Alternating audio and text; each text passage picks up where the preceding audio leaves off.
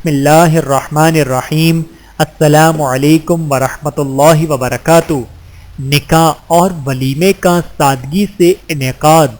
نبی اکرم صلی اللہ علیہ وآلہ وسلم نے حضرت عبد الرحمن بن عوف پر زرد رنگ کا اثر دیکھا تو اس کے متعلق دریافت فرمایا کہ یہ کیا ہے؟ حضرت عبد الرحمن بن عوف رضی اللہ تعالیٰ عنہ نے عرض کیا کہ میں نے ایک عورت سے نکاح کر لیا ہے، گٹھلی کے برابر سونے کو مہر ٹھہرا کر۔ رسول اللہ صلی اللہ علیہ وآلہ وسلم نے ارشاد فرمایا، بارک اللہ لک، اللہ تعالیٰ تمہیں برکت دے، ولیمہ کرو چاہے ایک بکری ذبح کر کے ہو۔ بحوالہ صحیح بخاری حدیث نمبر 5155۔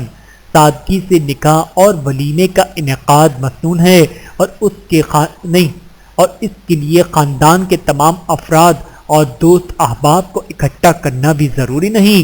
فضول خرچی اور قرض کے بوجھ سے بچتے ہوئے بقدر استطاعت جتنے لوگوں کو مدعو کیا جا سکتا ہو کر لیا جائے، بقیہ کو چھوڑ دیا جائے۔ نیز جن رشتہ داروں اور دوست احباب کو مدعو نہ کیا جائے وہ بھی اسے اپنی بےعزتی تصور نہ کریں۔ رسول اللہ صلی اللہ علیہ وآلہ وسلم کا طرز عمل ہمارے لیے مشعل راہ ہے۔ ذرا غور کریں کہ حضرت عبد الرحمن بن عوف رضی اللہ تعالیٰ عنہ آپ صلی اللہ علیہ وآلہ وسلم کے ان 10 وفادار اور قدیم ترین ساتھیوں میں ہیں جنہیں عشرہ مبشرہ کہا جاتا ہے۔ انہوں نے سادگی سے نکاح فرمایا اور اللہ کے حبیب صلی اللہ علیہ وآلہ وسلم کو مدعو نہیں کیا۔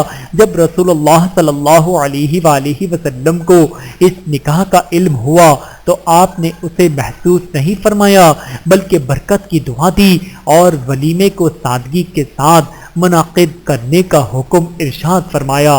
اللہ تعالی ہم سب کو احادیث مبارکہ پہ عمل کرنے کی توفیق عطا فرمائے، آمین ثم آمین۔